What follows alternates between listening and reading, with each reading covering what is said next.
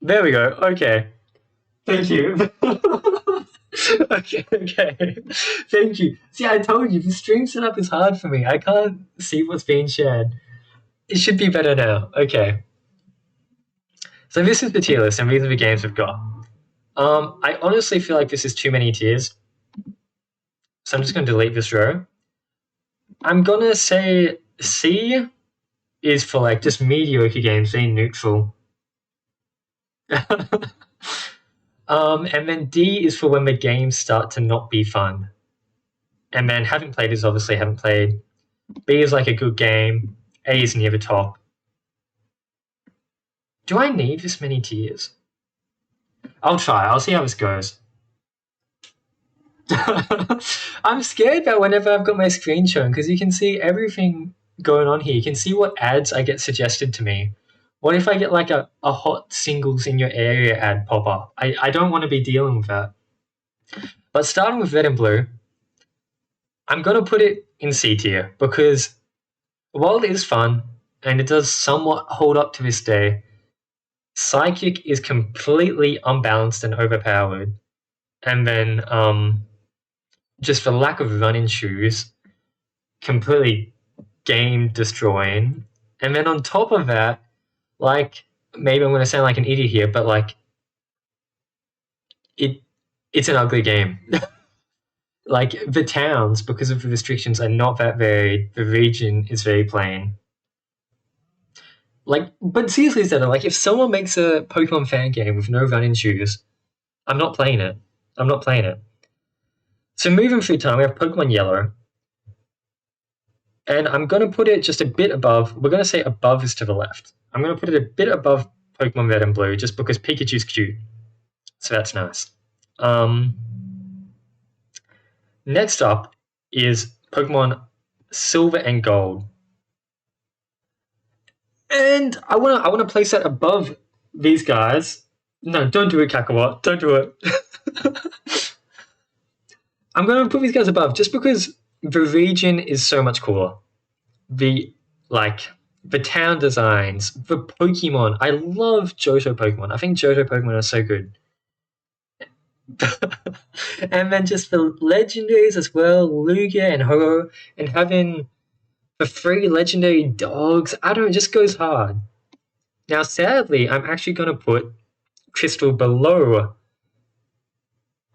these guys, Gold and Silver, and you might ask why. And it's very obvious if you think about it. It's because you can't catch Mareep and Crystal. And Mareep, Fluffy, Ampharos, I think my favorite Johto evolution line. Why they took it out of Crystal is beyond me. Like, I want to use an Ampharos, and this game is not going to let me use an Ampharos. So, yeah, not doing that. It does have Celebi, but it's still an event Pokemon, right? I didn't get to experience that. And if I don't get to experience anything, fuck it. I'm not judging it. Okay, going up the line of time, making sure that I have things in the right order. But does it have Cyber Celebi? I'm going to put my phone here so I can read chat easier without having to, like, turn my head 90 degrees. Now, this might surprise people when I'm thinking of putting Ruby and Sapphire. Because of, I think it's possible in the 3DS through the glitches, because I think they left in, like, the Celebi glitch in the Virtual Console. Oh, what? Really? I'm an idiot then. Anyway, no Mareep, no A tier for me. But Ruby and Sapphire are gonna go all the way down to haven't played. Because it's like the only mainline game I haven't played. Which probably sounds blasphemous, but Emerald gets the same treatment. Sorry about that. I don't even get to see the game with Annabelle's debut, even though I've made many games centered around Annabelle now. Maybe just like one game, but yeah. I got the feeling that might be a bit controversial. But then we have, I believe, then we have Fire Red Leaf Green. I did kind of play Fire Red Leaf Green on emulator when I was a kid. I think I'm doing third versions on how they stand up on their own, not based on improvements. Because I mean, if it is an improvement, then it's just going to go straight ahead, right? But in this case, where Crystal is not an improvement, it goes straight behind. I'm Kakarot, a little bit of spoilers, but I'm exactly the same as you. Fire Red Leaf Green was technically the first Pokemon I ever played because I played it when I was like 3 years old before I could read on an emulator that my sisters set up for me on their school laptop. But that does mean my experience with it is very limited. But I do remember leveling up my Charizard to like level 30 for Misty's gym and beating Misty's gym with only my Charizard. Um, I never did the Sevii Isles. I've never experienced that, so I can't really judge it based off that. But I'd say like it's a good game, and I think if I was to play a game now, I would put Fire Red Leaf Green above. Maybe not. I was thinking I do kind of like Johto a lot. Huh. Johto's just gone up a notch. I just took a moment to think about how much I like Johto. And it's been bumped up. And Missy and her Starmie or whatever, right? Fuck that. Okay. So poor Fire Red Leaf Green, just because it's Kanto, I think it's going down a bit. Next in line, I believe next came out Colosseum XD. Now, sadly, just to cut this short, XD, haven't played it. Yeah, I mean, here's the thing with Fire Red Leaf Green. Like, it's brought up to speed with all the modern niceties of Ruby and Emerald. But at its core, it's still Kanto. Like, I don't know, what's there to enjoy? Like, compared to something as beautiful as Johto and whatnot. So that's why it goes in B. B is like solid, enjoyable experience. B is solid, enjoyable experience. C is like a bit meh. D is I absolutely hate. Like, I don't want to play. Yeah, like, I don't know, just so much Kanto for such a plain region that doesn't really change that much between games. Okay, Pokemon Pearl and Diamond. Good game. First game that I like owned on a DS. Loved it. Played it to bits. Got my level 100 Quagsire named after Bakura from Yu-Gi-Oh! Loved that game. Platinum is just an enhancement to it. Not much to say about it there. Like, Distortion World, such a cool improvement to it as well. Like, my god, the Distortion World, such like a blah, so cool. Oh, I also need to put Pokémon Colosseum here into Unplayed. It was like very cool games here. But not quite S, I think. Not quite S. We'll see what S gets saved for. In fact, I think S might be saved for peak Johto region right here. I mean, this game had it all. Like, this had Mareep, it had Johto, it had a beautiful visuals. It had, like, a cool Rayquaza you could find in a cave. That's what makes the game good. It had Pokewalker. I remember taking Pokewalker to my school and I could like show off everybody what I had. It also had arguably the best event in any Pokemon game where you took your Arceus to Ruins of Alph and you got to view the creation of mankind in like actual photographs and watch Arceus hatch from an egg. Such a good game. Heart Gold, Soul Silver. Mwah. Peak. And Pokeathlon, oh my god. I spent so long just like getting my crowd on, playing Pokeathlon, and whenever that soccer game came up, I would put that guy in the goals and his fat ass would just stand there and no goals could get in. Finished in 10 years. Kakarot, then maybe we're about to reach a bit of a dispute. So I mean, Black and White.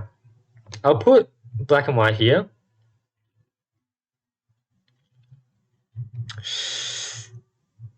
I will put it just below Platinum, I'd say. But above Diamond and Pearl. But when we get to Black and White 2, oh my gosh. He's rising to the heavens. What a good game. Gold, Soul, Silver, you need to move over. You need to move over. And it's not even, I don't even like Unova that much as a region. But I don't hate the Pokemon. I know some people absolutely hate Unova Pokemon. I do not hate Unova Pokemon. I think they're fine. But like Black and White 2, beautiful games, beautiful environments, amazing Pokemon distribution. Really cool take on doing a new version of a game that is not just like a slightly slightly better version of a game, but it's actually just the region 2 years later allows for so many cool things. Team Plasma, probably one of the more interesting evil teams out there, with Gestis and N being some really cool characters. Actually, I'm going to bump Pokemon Black up because I just remembered that at the end of a Pokemon League, you get disrupted and you go to N's castle. What? Oh, that's so sad, Kakua. But just, oh my god, Black and White 2. And the other thing I loved so much, and this is probably a bit niche to say, but Join Avenue, I think that's what it was called. I enjoyed it so much. Just like setting up shops with random people and like leveling up the shops and getting my own shopping mall going. Join Avenue was so much fun. And then also the Entrelink thing, they actually made it so that you could like go to other people's worlds disguised as a Pokemon and play like hide and seek. Such a unique mechanic that I feel like I don't see other people talk about. Dream World, another cool online integration, like a cool way to include hidden abilities. Pokestar Studio, my god, there's just so much good about Black and White 2. Walking into a random house and finding Cynthia, like, you can't beat it. That's just nice. So good. Okay. And then we get to what some people might call the dark age of Pokemon. If I'm counting correctly here. X and Y, I think it's not as bad as the Rapid gets. I know people really like to dig on X and Y. Now, I would put X and Y here. I've tried to replay X and Y. It's one of the Pokemon games that for some reason I have a really hard time replaying. I think this is where I'm going to get lynched, huh? Like, I can't get through X and Y on replays. But the fact that it has Look Emission will put it up here for me. I think X and Y has the best post-game. We're going to get onto this when we talk about Omega Ruby Alpha Sapphire. But holy shit, the fact that everybody lost their shit over the Delta episode, this pissed me off so much, so I'm going to rant a little bit here. But everybody's like, oh my god, Omega Ruby Alpha Sapphire, there's a cool post-game. Pokemon's adding a post-game, and it's called the Delta episode. And oh my god, it's so cool. Omega Ruby and Alpha Sapphire comes out. It's just a wall of text. Cool. Nice. Really enjoyable post-game, really short, not enjoyable at all. Meanwhile, nobody's acknowledging that Pokemon X and Y has a post-game mission where you join a detective agency and hunt down RoboCop and do a whole bunch of cool things inside this massive city. Like, X and Y is the best post-game that has ever existed. So for that reason, it's actually getting an upgrade above Diamond and Pearl. If I could just start at the post-game and play that. Yeah, it does. Oh. X and Y by itself, not that good of a game, if I'm going to be honest. It's kind of a pain to play. I like the addition of Wonder Trading. The environments are really cool. I think it deserves recognition for that. It's got really unique environments. But I wish they made a Pokemon Z or something, because I think they could have improved on Pokemon X and Y a lot. Like, the whole region just feels completely underutilized. But playing it feels like a slog, so I can't put it that high up. Look Emission, amazing. I love Look Emission. Just, yeah, I think they amazing environments in X and Y. Super Training, I can't really comment on too much, but the mini games were fun. I don't really care about EVs, but I still did Super Training. Pokemon and me, I'm always a fan of pattern animals. Now what do I do with you? Oh, well, I've given my thoughts on the post-game. I don't like Delta episode. I mean, like, Riding Requires are cool, but it just felt so overly overhyped. but I shouldn't undersell it. Pokemon Omega Ruby Alpha Sapphire was the first game that I completed my national dex in. It is fun to play. It just didn't feel that special to me for some reason. I don't know. Even though I got the national dex in that game, something about it felt eh. That sounds like a you problem, Kakarot. I think I just used the Master Ball on Deoxys because you have to do the battles back to back, right? So I was like, okay, done the second battle, time to just catch it. But yeah, I mean, notable things about Omega Ruby Alpha Sapphire.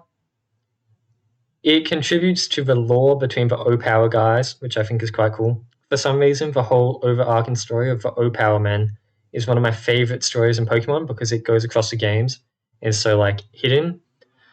New Mega Evolutions is cool to see. Nice to see it, build on the Mega Evolutions. Dex Nav, really nice mechanic to include. But I don't know, something about it just felt a bit meh. Battle Frontier being robbed from it is so questionable. I think if that game came out today, Pokemon fans would vie over that base that was Battle Frontier. Next up, Pokemon Sun and Moon.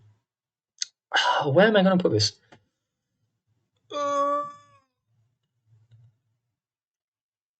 Pokemon Sun and Moon, good game.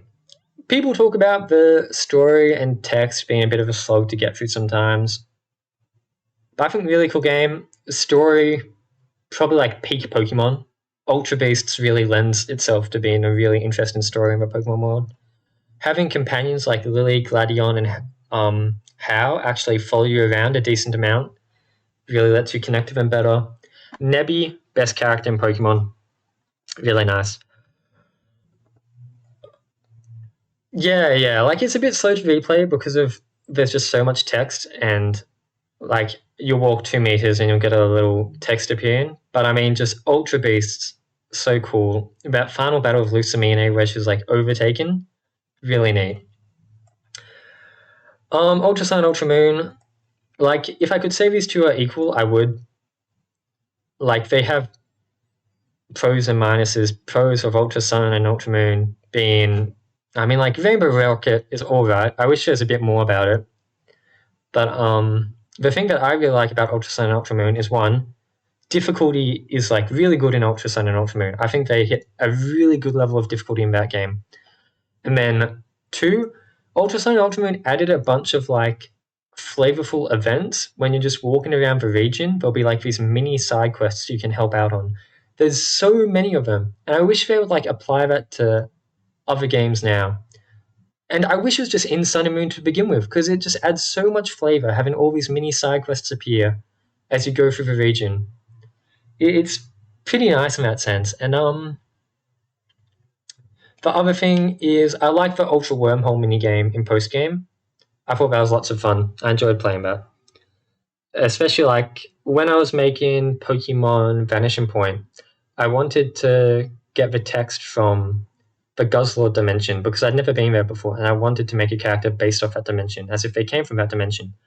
And so I just had so much fun playing that minigame, trying to get that damn white portal and transport to the Guzzlord dimension. And I just think the fact that you can go to those Ultra Beast dimensions is so cool. Really nice stuff. Just slightly above Sun and Moon, though. And yeah, well, apart from I guess what Kakarot's talking about with the exploit there, the Ultra Necrozma was genuinely a trouble in like a hard fight, and it's the only time in a Pokemon game I've ever used an X attack, X defense button or whatever item. So I thought that was really cool. Pokemon Let's Go Pikachu and Eevee.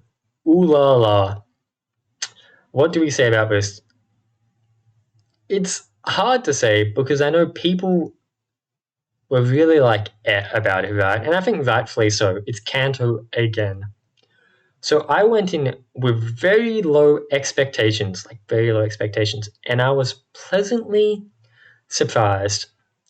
I was really a big fan of all the charm that was in that game. There's lots of cute little cutscenes. You can dress up your Eevee. I'm so glad I picked Eevee.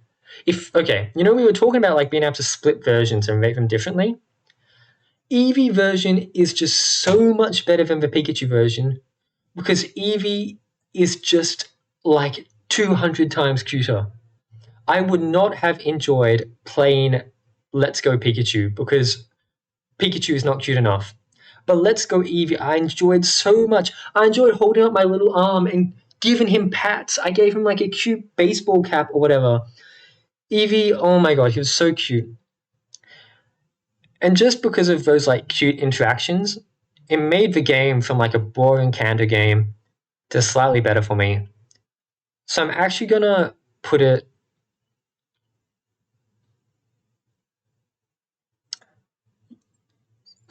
You're way too high. Let's bring it down a little bit. We're gonna rearrange it and put it like that.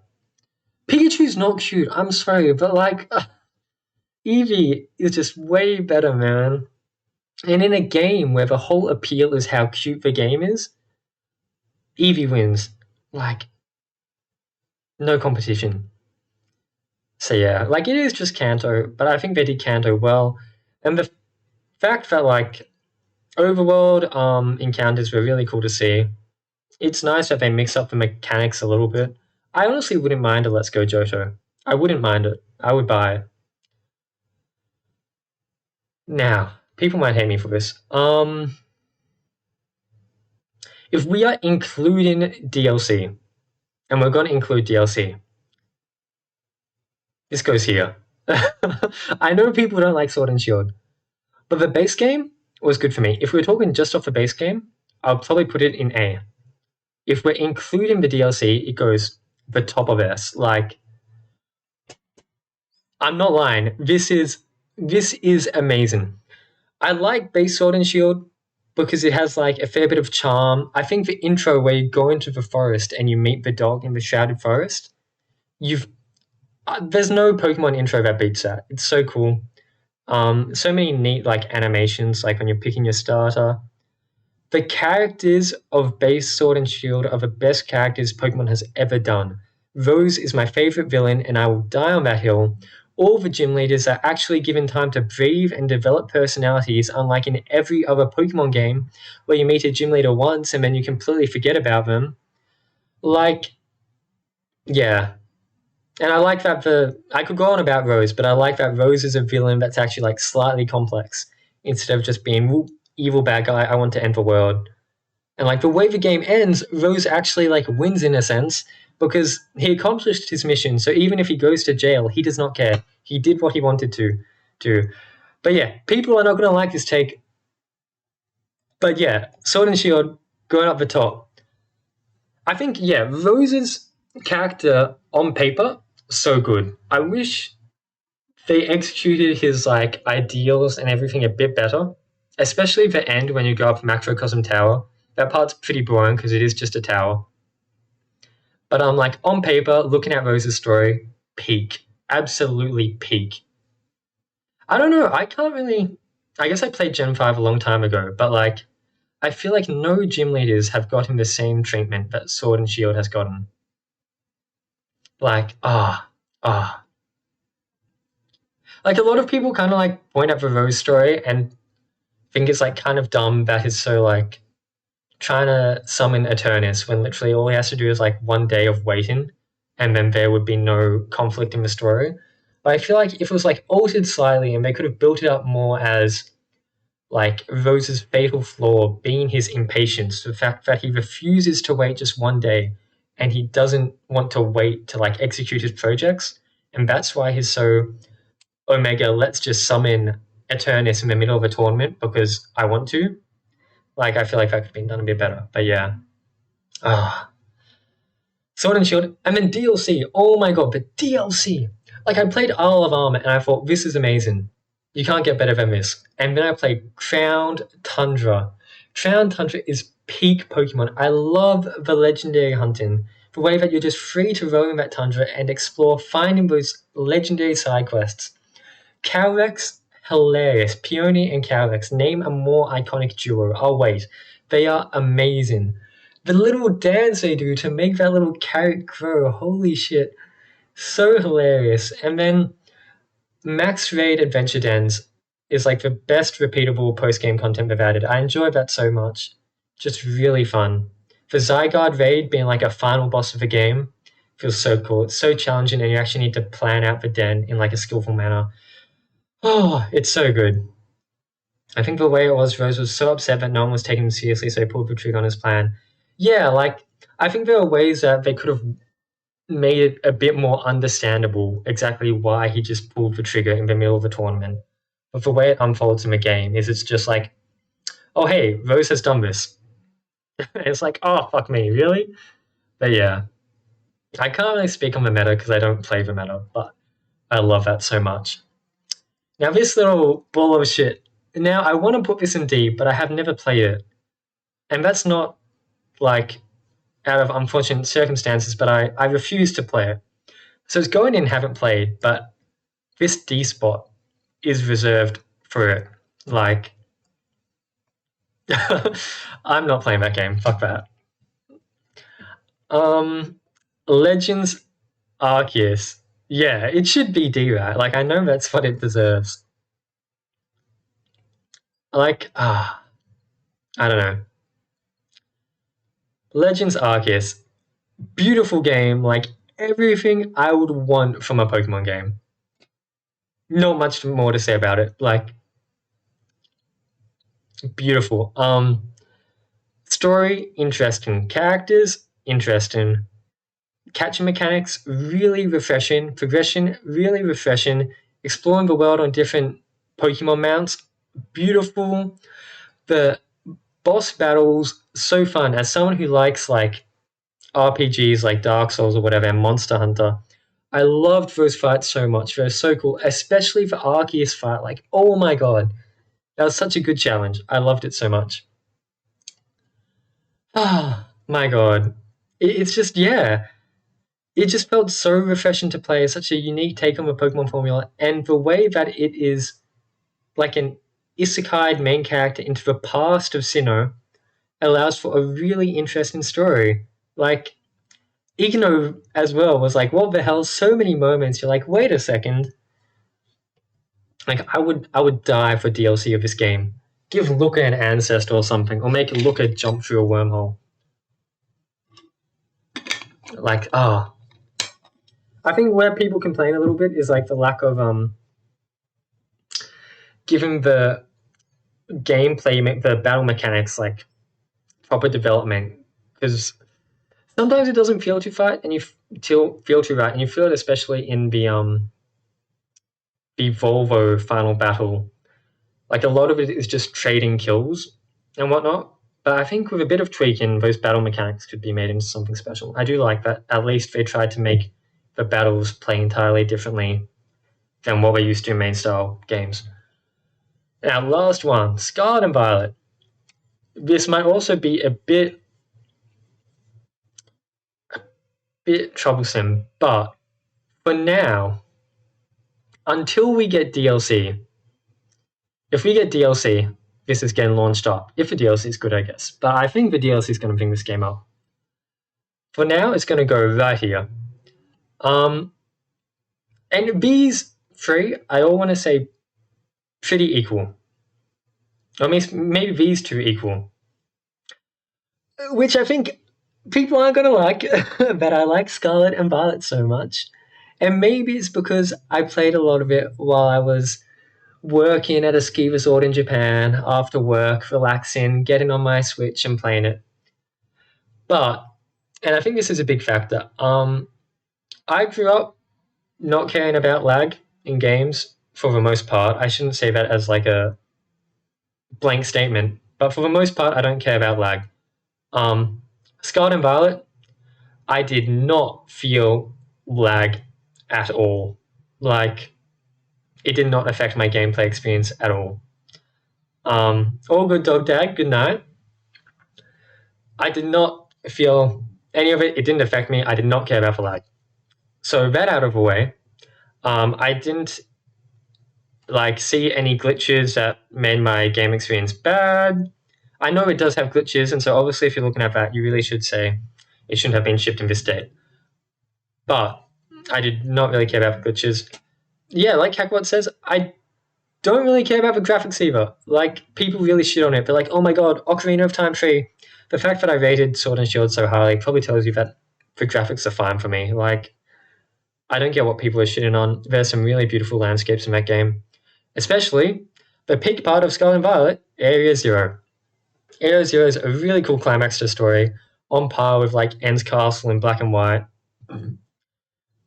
Like, I don't know, just mwah. Doom 2 is still good. I guess that's one way to look at it. Like, going into Area Zero, having that all play out.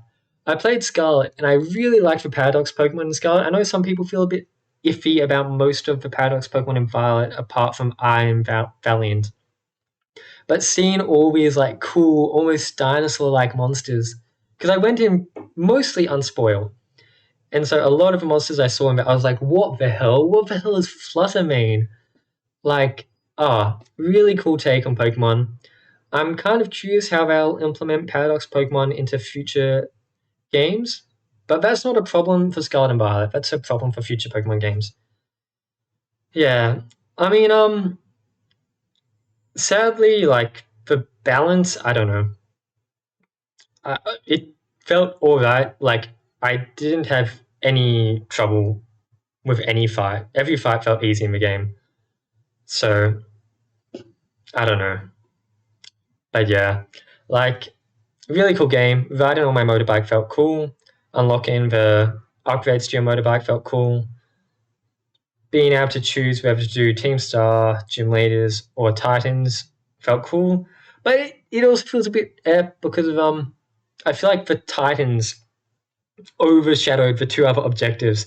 I was always way more excited to face a Titan than I was to do a Gym Leader or a Team Star battle. The main characters of the game, as in like Penny, Arvin, Pneumonia, Director Cavill, they're all really good. I love those main characters. Gym Leaders, like every other Pokemon game, apart from Sword and Shield, I feel like did not get that much spotlight. I can't really comment on most of the Gym Leaders. But those main characters that are like your companions and the headmaster, really good characters. I enjoyed them a lot. I guess with that brings us to the end of our tier list.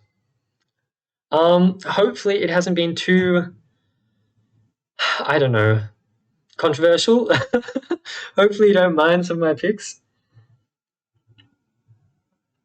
Yeah, funnily enough, like I feel like the map design in the DLC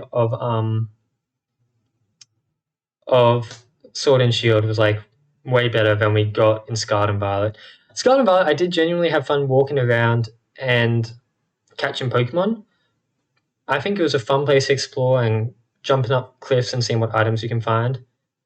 I can't do a Fire Emblem tier list. I've only played like 3 games.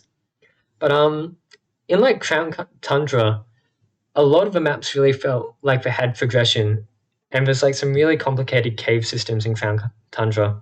So it's kind of sad to see that not fully carry over to Scarlet and Violet, but yeah. But I believe to Zeta's happiness, it is now time for a bonus game. Dun dun dun dun.